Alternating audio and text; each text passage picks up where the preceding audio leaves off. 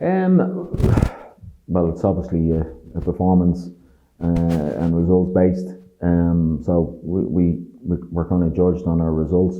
Um, so that's where we look at, and obviously our goal this year was to um, do well in the elites in the 18-19 season, which we did reasonably well, beaten by Spain, who went on to be beaten by France in the semis. And then the first round, the qualifying round, then was to come out of that group. Again, a difficult one, a little bit tricky with Ukraine in there, along with the Netherlands, who are obviously very, very strong and proved to be very strong in the group. So we judge it on that, we look on that, and then we'd have a look at our under 17s, how they're faring out, who's impressing in that group, and then we evaluate then if both teams are lucky enough to get into the elite phase.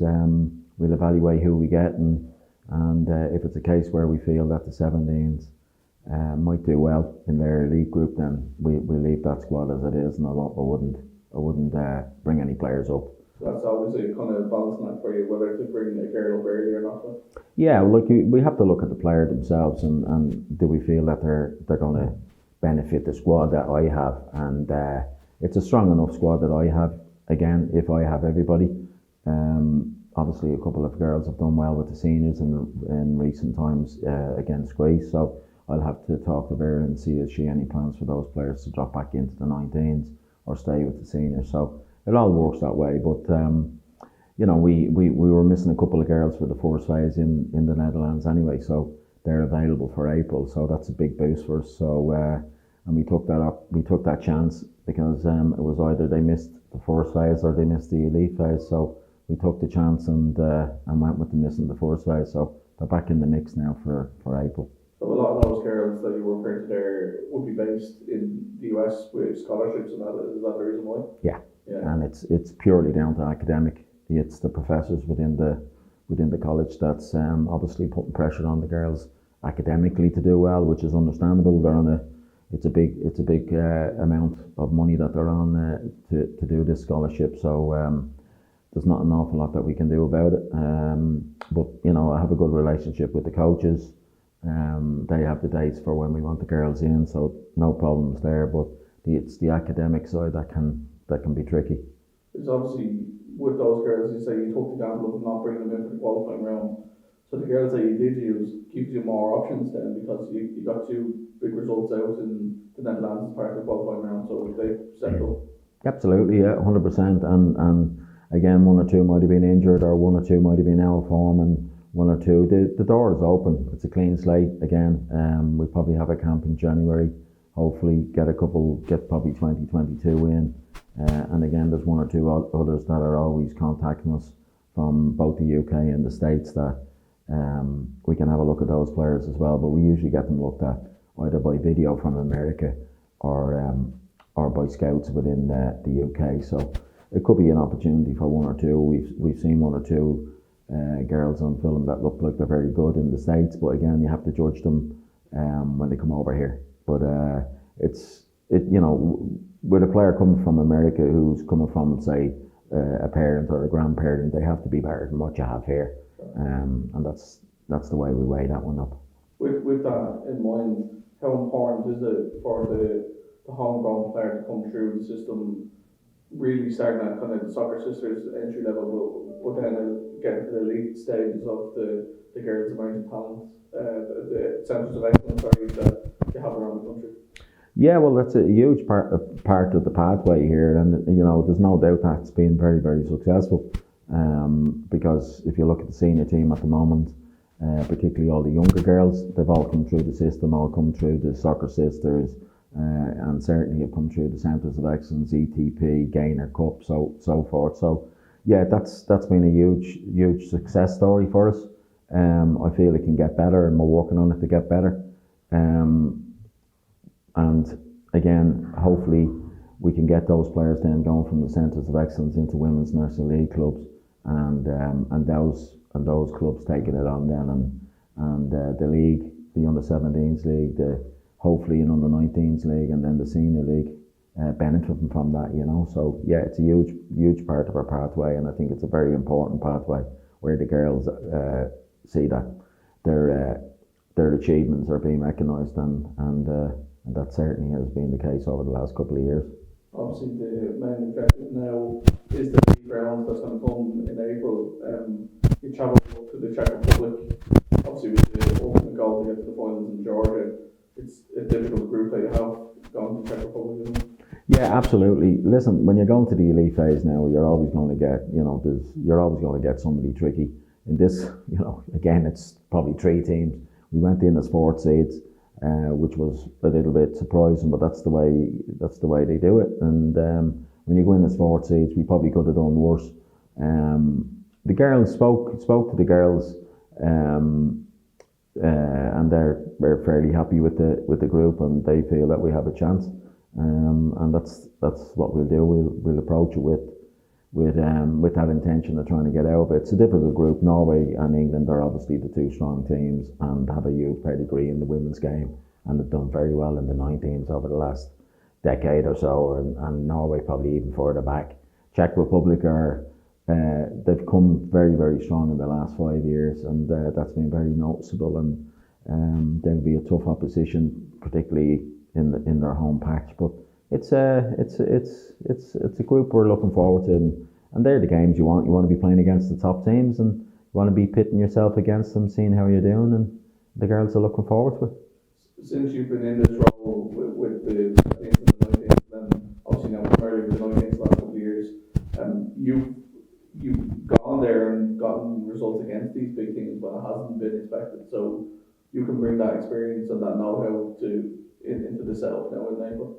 Absolutely, yeah. It's we've got some great results over the years, beating some huge nations. England a couple of times at both 17s and 19s, and beating them in the finals in Norway. So yeah, that experience, and it's really the girls. Girls believing that they can do it, and I feel we have a good group. If we can get everybody into the squad, we'll have a fair chance of doing that. And we kick off against Norway, and we'll have them well watched, and we'll see what they're about. But there'll be 3 difficult games. There's no doubt about it. But it always is difficult in the elite phase. I suppose you have to take every group of players as they come through and assess their own strengths, weaknesses, their ability, and all the other different factors come into it. But in the back of your minds, having been to European Championships at under 19 level, is that kind of always kind of like motivating you to kind of get back there again? Absolutely, and it's something that I tell the girls. Some of these girls would have experience of getting to a finals, actually in the Czech Republic with Dave Bell a couple of years ago. So it's an even bigger stage at under 19s level, because I've been lucky enough to take a 17s and a 19s to finals, and the 19s was without a shadow of a doubt a bigger occasion. So I think it's some of the girls are obviously coming to the end of their under 19 career, and they want to get to a final, so they want to prolong that career, and it's a good incentive. But certainly, yeah, it's a great occasion, and it's a great learning occasion for everybody, and particularly the players. And I think from the team or the squad that was in Norway, there's quite a few now that are in the senior squad. You're 5 or 6 in that squad. To get 5 or 6 from a squad is a huge amount of players. So I feel that probably if you speak to them players, they probably look back at that Norwegian experience in 2014 as a huge part of their learning and their pathway into the senior team. Some have gone different directions in terms of they've got in fairly quickly, and some have taken different roads, and eventually it's worked out for them. And that's football. That's the way it goes. So yeah, it's a huge benefit, and I think it'll benefit the players hugely if we can get there.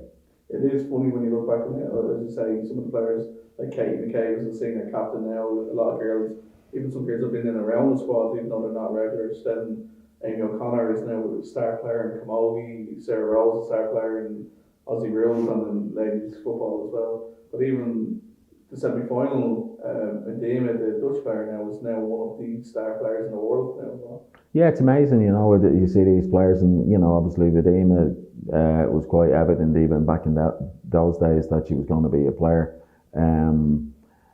If she obviously progressed the way that the Dutch thought she was going to progress, yeah, she was a high potential player, and she's certainly living up to that reputation now. Katie's done very well, has a good career for herself in Arsenal.